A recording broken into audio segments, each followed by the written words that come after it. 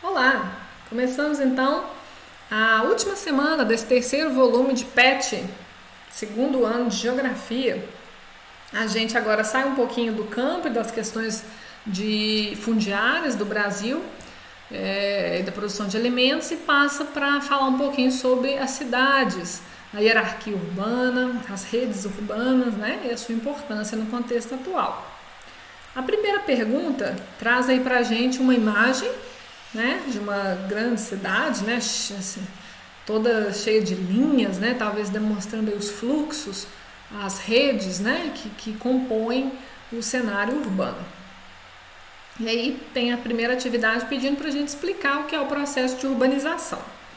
O processo de urbanização ele surge lá, a gente pode dizer, né, que é o processo de crescimento da população e da extensão territorial das cidades, né? Então seria a formação das cidades e o crescimento dessa população e desse tamanho das cidades. Isso acontece desde o Neolítico, né? Há 10 mil anos atrás, quando começam a surgir as primeiras cidades, elas vão se tornando maiores, etc. Processo bem primitivo de urbanização. Com a Revolução Industrial, as cidades elas se tornaram muito maiores, né? A urbanização foi se tornando mais intensa e a relação de hierarquia entre o campo e a cidade muda, né? Nesse momento, antes da Revolução Industrial, o campo era extremamente importante, ele produzia todos os alimentos, ele produzia riqueza, as pessoas viviam no campo, porque é ali que se produzia tudo, né? que era necessário, a sobrevivência, e elas iam às vezes à cidade só para festejos, para trocas comerciais, para questões burocráticas, mas a maioria das pessoas viviam em ambientes urbanos, em ambientes rurais. Com a Revolução Industrial, o desenvolvimento industrial, essa questão muda. E aí a produção, esse momento de capitalismo industrial, de capitalismo que posteriormente se torna financeiro, ele faz com que o quê? Com que a produção, o emprego, ele seja gerado nas cidades por causa das indústrias. Então, a industrialização, ela começa a atrair pessoas para as cidades e as cidades vão se urbanizando cada vez mais, né? Vão aumentando em tamanho e aumentando em população. Então, a gente tem aí que o processo de urbanização ele se intensifica a partir da Revolução Industrial, principalmente nos países desenvolvidos. Nos países em desenvolvimento, emergentes e periféricos, essa urbanização ela se intensifica após a Segunda Guerra Mundial, quando vem para cá grandes multinacionais do processo de expansão de mercado consumidor dos países desenvolvidos. Então aí aumenta, se intensifica a nossa urbanização, no caso do Brasil, da Índia, da China, do México, entre outros países em desenvolvimento emergentes. A África ainda é muito pouco urbanizada, né? A maior parte das suas regiões ainda pouco urbanizadas, tá? Uma menor urbanização, em virtude também dessa falta de industrialização aí, né? Então, uma grande correlação entre urbanização e industrialização. É até difícil dissociar, né? A urbanização e a industrialização, elas estão ali, ó, agarradinhas, né? Então, para compreender uma, tem que compreender a outra, né? Então, essa indústria, ela atrai, né? Há uma transformação do espaço rural, então, né? O espaço rural vai se transformando cada vez mais em um espaço urbano, gerando um êxodo rural grande, uma população que migra do campo para as cidades, né? Então, a urbanização, ela se intensifica, como eu falo, e ela ocorre principalmente aí por duas causas, por dois fatores. Por fatores atrativos e repulsivos. Quais são os fatores atrativos que propulsionam a urbanização? A industrialização. A industrialização ocorre, gera emprego, gera renda, gera um boom de novidades que atrai as pessoas para as cidades, né? Essa oferta de mão de obra, essa possibilidade de inovação, de empreendimento. Em compensação, também tem fatores repulsivos no campo que vão levar as pessoas a irem para as cidades. Por quê? O campo, como a gente discutiu nas semanas passadas, foi modernizado, houve a modernização agrícola, o maquinário pesado sendo inserido no campo, né? A dispensa de mão de obra, principalmente mão de obra que não sabia lidar com maquinário, que não sabia lidar com aquelas inovações tecnológicas. Então, o povo, ele vai sendo o quê? Vai sendo dispensado do campo. Por quê? Porque não tem trabalho. Então, esse fator repulsivo de repelir as pessoas do campo e faz com que elas, então, sejam repelidas do campo e elas tenham como única solução buscar cidades para poder sobreviver, conseguir renda, né, entre outras questões, ok? Então esse aí é uma explicaçãozinha sobre o processo de urbanização. 2, eu acho que a gente já até falou disso em outras semanas, né? Pede para a gente definir rede urbana e hierarquia urbana. A rede urbana é toda a malha do país, né, que conecta uma cidade a outra, né, metrópoles, as cidades médias, as cidades grandes, as cidades médias, a vilas, a distritos, né? Então isso é uma rede urbana, né? Essa rede urbana tem diferentes hierarquias, né? Então a hierarquia urbana é a forma como as cidades elas se organizam dentro de uma escala de subordinação. O que é isso? Nem todas as cidades têm o mesmo papel, a mesma importância. Cidades maiores, metrópoles, grandes cidades, elas vão fornecer uma maior quantidade de serviços, de bens, que vão fazer com que ela tenha um papel mais importante naquela rede urbana que outras cidades, né?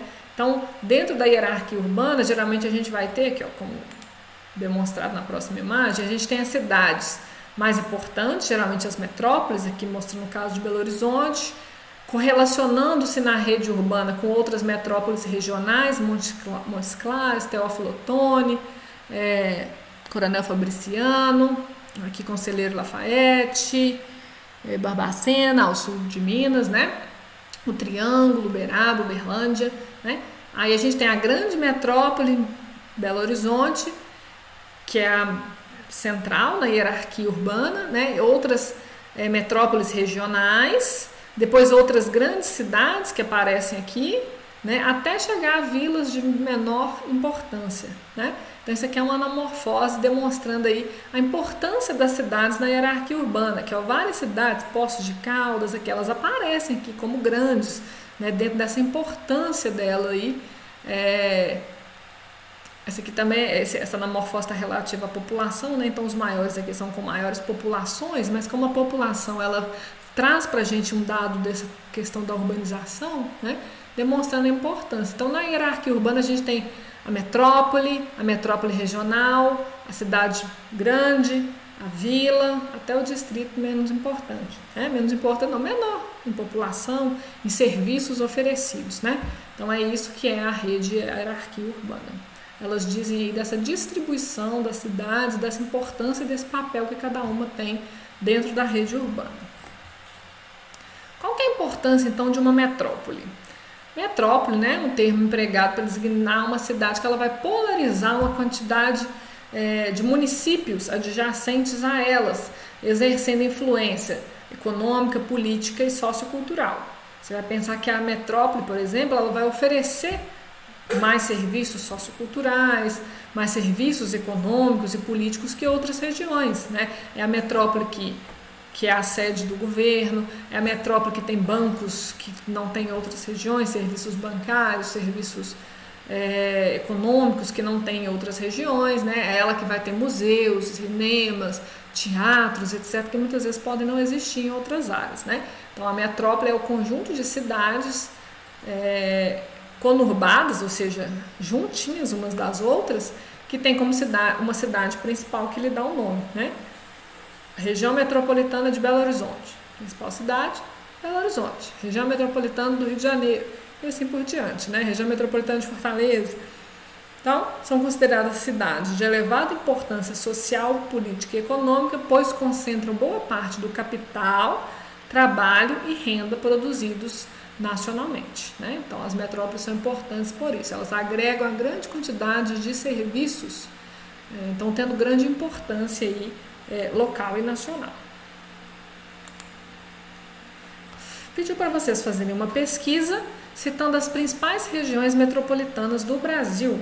Aqui tem um mapa demonstrando para a gente aí, ó, as principais regiões metropolitanas, Belo Horizonte aqui, né?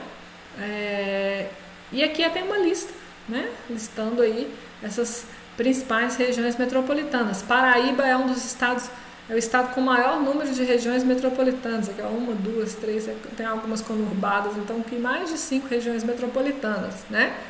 É um diferencial aí desse estado nordestino, né? Então aqui a gente tem uma descrição dessas principais regiões metropolitanas com a sua quantidade de municípios e total de habitantes. O dado aqui já está defasado, tá? Um pouquinho, né, de 2010, mas para a gente responder aí essa atividade.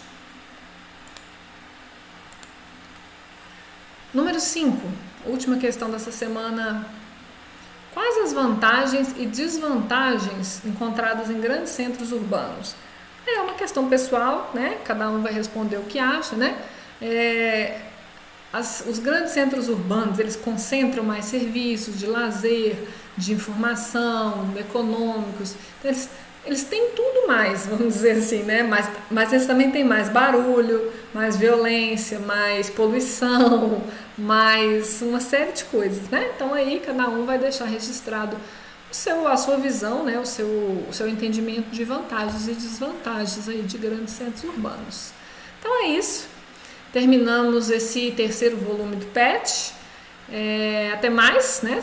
Tendo outro PET aí, até mais e fiquem bem.